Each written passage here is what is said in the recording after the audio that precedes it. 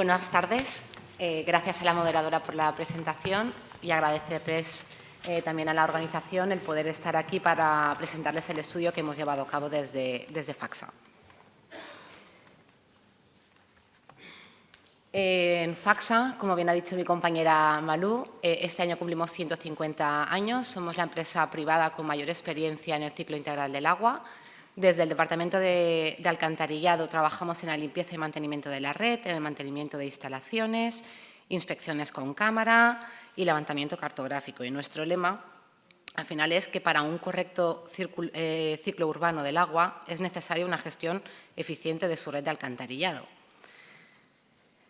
Actualmente, la mayoría de los alcantarillados presentan un avanzado estado de degradación. Esto genera una serie de causas, de problemas, como podemos ver en la tabla, que tenemos que tener en cuenta a la hora de diseñar y de explotar estos tipos de sistemas. En FACSA nos encontramos con un problema. En la EDAR de Pola de Allande, en Asturias, había ciertos periodos en el que el caudal de entrada de agua era incrementado respecto al que habitualmente trabajaba. Entonces, ese proceso no trabajaba en su forma habitual. Pasábamos de tener 300 a tener más de 2.000 metros cúbicos día, lo que podía generar alivios indeseados en tiempos secos, con sus consecuentes gastos y utilización de recursos. Nos hizo pensar en que el agua que recibíamos no era de característica residual, que podía deberse a infiltraciones en el terreno, en el colector que llegaba a la depuradora. Entonces pensamos, ¿por qué no indagar en cómo detectar estas infiltraciones sin tener que abrir zanja? Hablamos con Cadasa y nos dijeron que efectivamente cerca del colector que llega a la depuradora se inundaba el terreno. Este es el colector, ¿vale? Este es el barrio del Mazo y por aquí tenemos el río Nisón. Entonces, ¿qué hacía uno de los propietarios de aquí de este terreno? Abrir compuertas. Inundaban, crecía el pasto, se alimentaban los animales, cerraban el riego y así constantemente cuando ellos los requerían. ¿Qué hicimos? Pues fuimos in situ, hablamos con el propietario del terreno, localizamos los pozos, vemos que hay diferentes pozos a lo largo de todo el terreno. Nosotros seleccionamos 4 pozos de estudio, de P1 hasta P4. Medimos profundidad, longitudes y después, ¿qué hicimos? Limpiar y pasar cámara. ¿Por qué? Porque queríamos después corroborar que con la técnica que vamos a emplear, ver si efectivamente veíamos algo dentro del colector que simplemente con la técnica no se puede observar, detectamos otra cosa. Entonces, limpiamos, vimos que del pozo 1 al 2 había una retención, no habíamos podido acceder bien al terreno por características propias del terreno y no podíamos limpiar bien. Nos fuimos a P2, bajamos a P1, correcto, llegamos a lo que estaba obstruyendo y generaba esta retención. De P2 nos fuimos a P3, al pozo 3, vemos a los niveles de agua que podía llegar a circular por ese colector, vimos algunas imperfecciones a lo largo de ese tramo, ¿vale? Y después, desde P3 a P4 y P4 a P5, todo correcto. Este colector era de hormigón de 316 milímetros, presentaba un avanzado estado de desgaste por la corrosión, por los gases de corrosión que circulan por él. Y ya teníamos que proceder a la instalación del DTS. Cuando digo DTS, está formado por un cable y un equipo.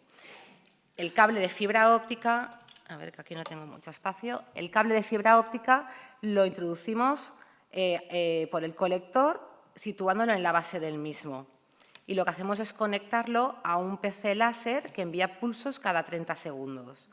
¿Qué detectamos? Variaciones de temperatura. Cuando hay imperfecciones y hay entradas de agua, el agua que entra está más fría que la que circula por el colector y podemos detectar esos cambios de temperatura.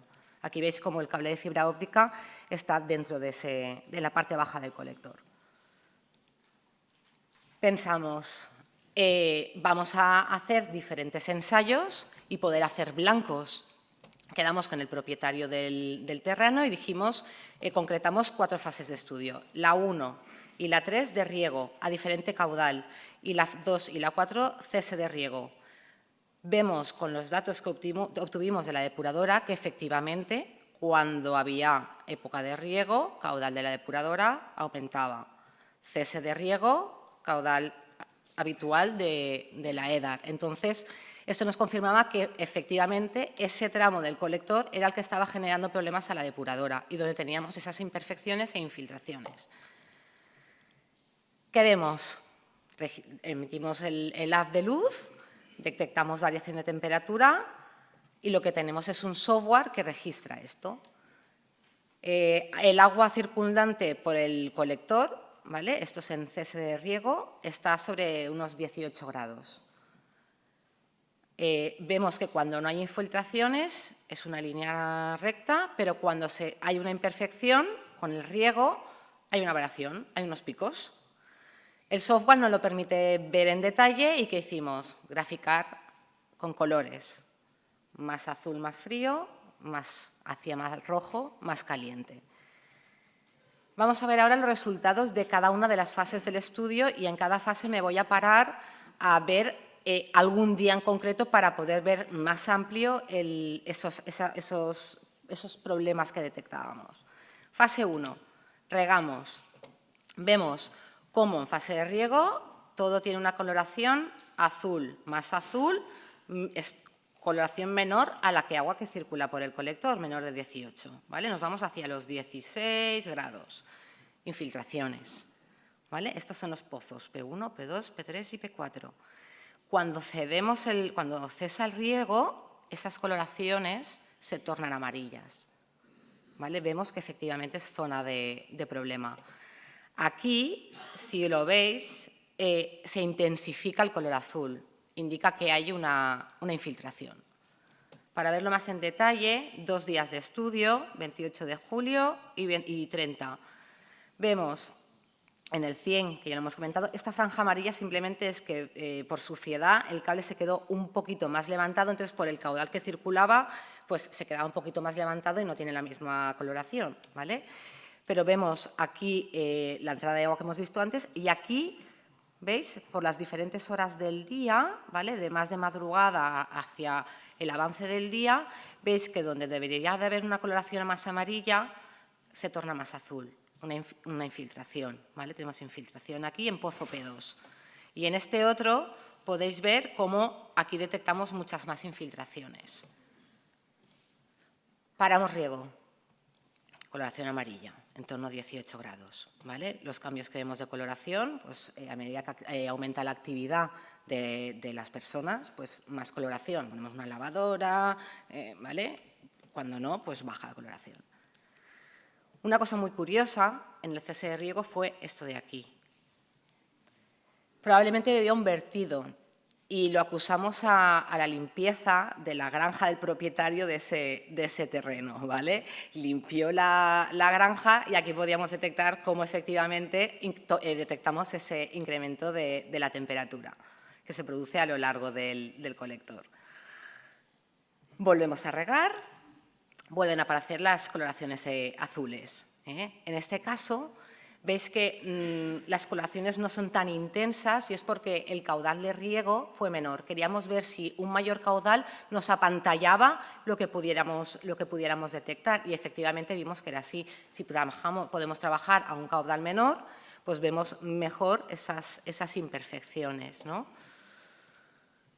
Aquí una cosa muy curiosa y que nos permitió ver in situ el trabajar a menos caudales, que en pozo P2 ya preveíamos que no era una simple fisura, había una entrada de agua más acusada, ¿no?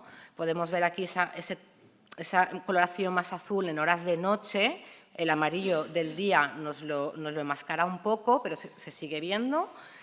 Y es que en ese periodo de inundación el pozo P2 se quedaba encharcado, entonces alrededor de la tapa bajaba agua.